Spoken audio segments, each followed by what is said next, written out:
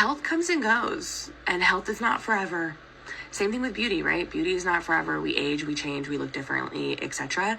So I just don't understand the mindset of being like, I need my partner to be healthy. What happens if something happens? You're just gonna be like, you know what? Bye. Hello, YouTube, and welcome to the Body Honesty Project. My name is Lydia, and today we are talking about personal responsibility, and in particular, personal responsibility for health. You see, the fat acceptance crew seems to be doubling down on healthism, meaning they believe that people are unfairly judged based on their health status. But I don't think that's it at all.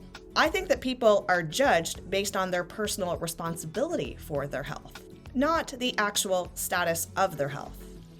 But before we get into the TikTok, I think we need to learn a little bit more about personal responsibility. So why don't we watch this next clip, then come back and discuss.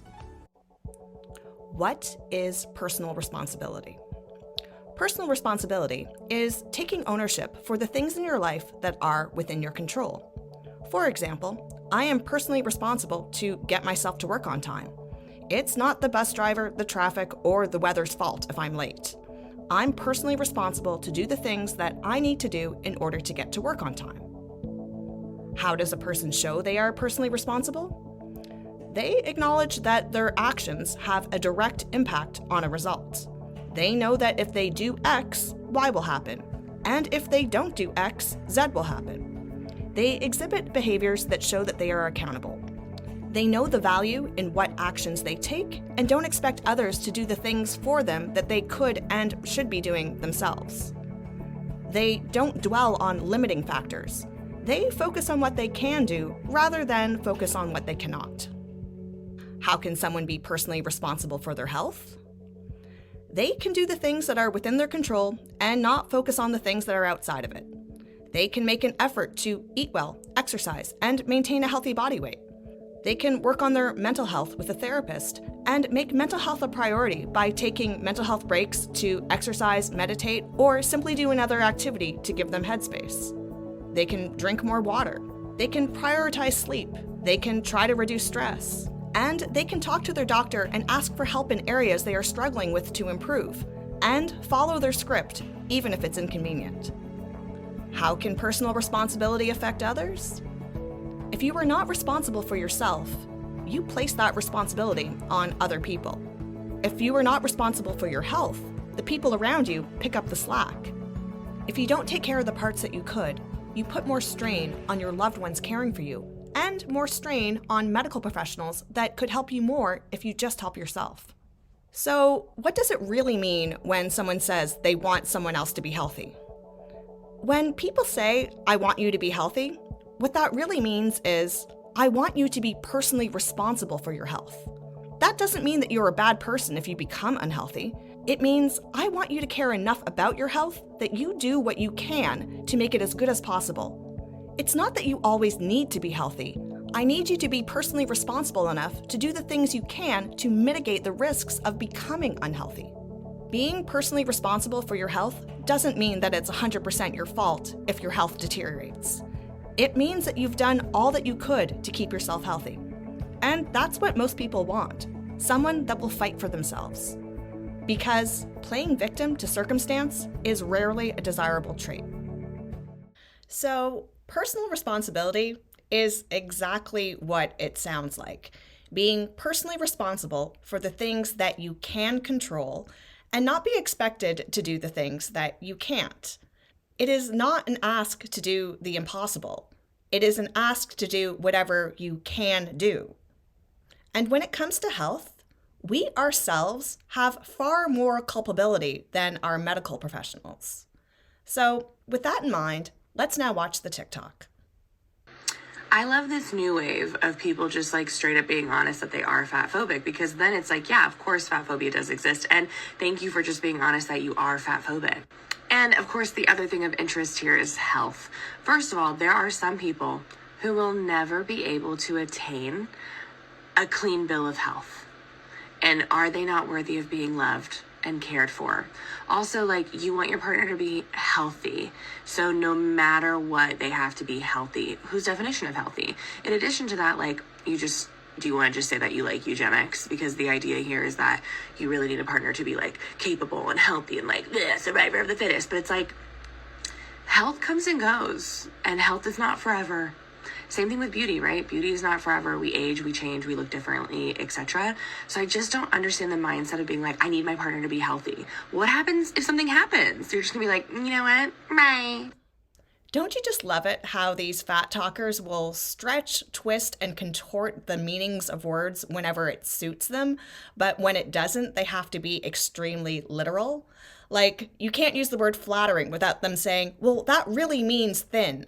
Or you can't mention weight loss without them saying, well, that's really being racist. Or you can't mention a diet without them saying, you really like eugenics, don't you? But when someone says that they want a person to be healthy, they literally take it as they have to be healthy all the time. When the real sentiment is that I want a person that has personal responsibility for their health. And even if you do have a preference to have a partner that is healthy, what's wrong with that? We should not feel guilty for wanting a partner to be with us for the rest of our lives. But since we can't guarantee that our health will last, we should at least be able to select a partner where they put an effort on their health so that we can mitigate the risks of their health going bad. And of course, no fat acceptance TikTok is complete without blaming other people for their preferences that do not include fat people. So let's break down Fierce Fat Femme's arguments. So she starts off by thanking people for acknowledging that they are fatphobic so that she can prove that fat phobia exists.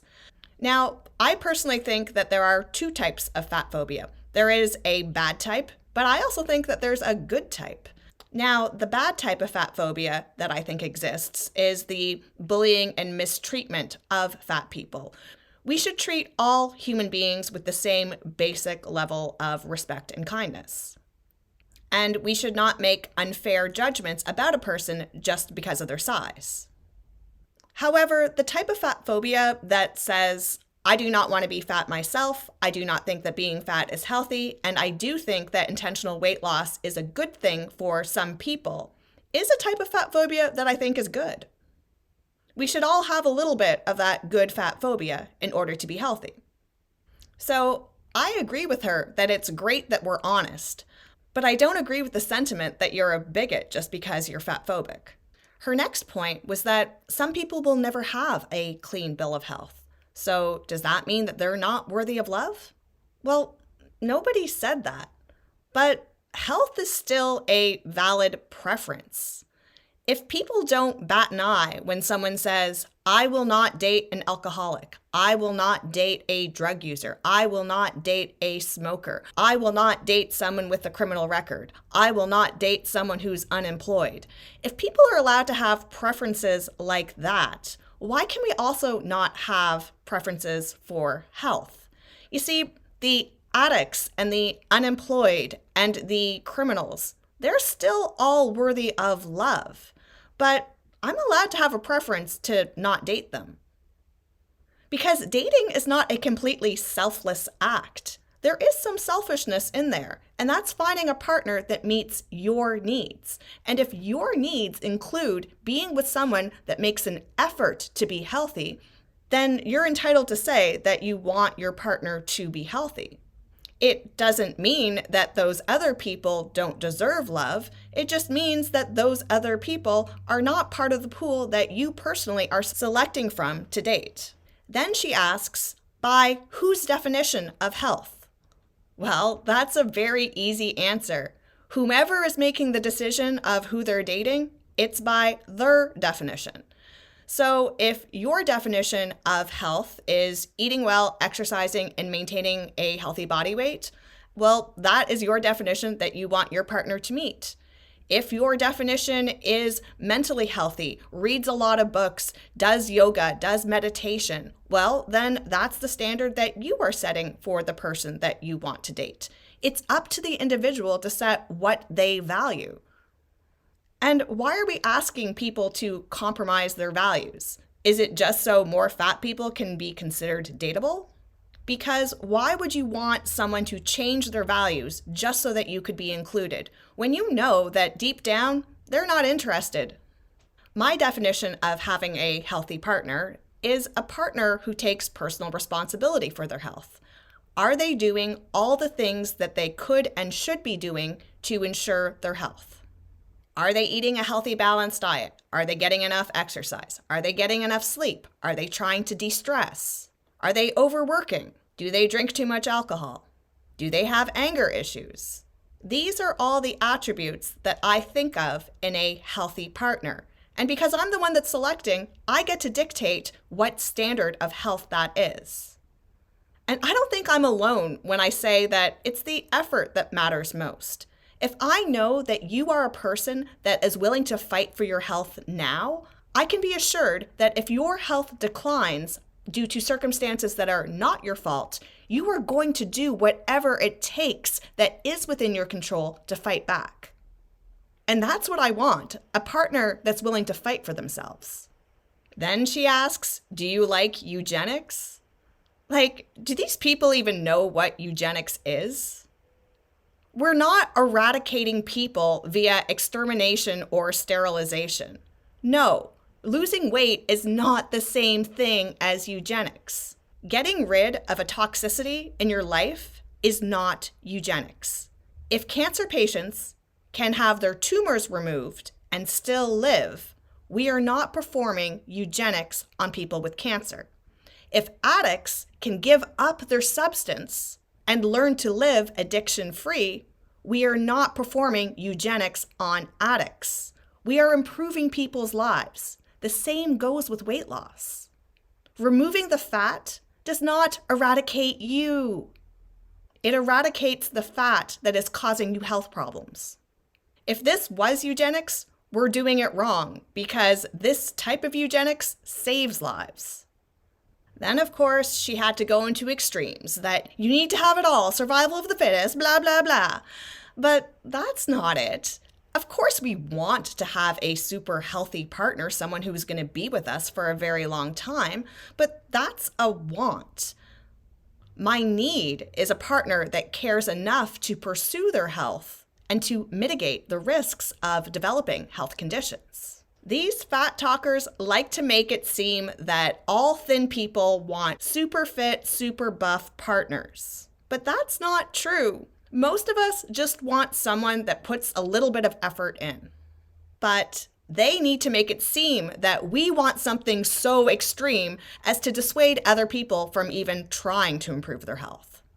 Like, I'm never going to be good enough for those people, so why bother trying? Then she talked about health comes and goes, and what happens if your health does go? Well, this makes it even more relevant to me, because someone with no health conditions right now that works actively on eating well, exercising, sleeping, reducing stress, and doing their best to have a good picture of health makes me know that they care about their health and they're willing to do the things that are within their control to keep their health good. That gives me faith that if something out of their control were to happen to their health, they would actively take the steps that they need to improve their health the best that they can.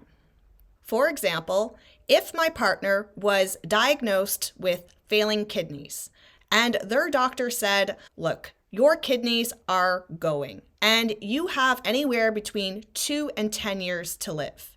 If you modify your diet, you can probably live another 10 years.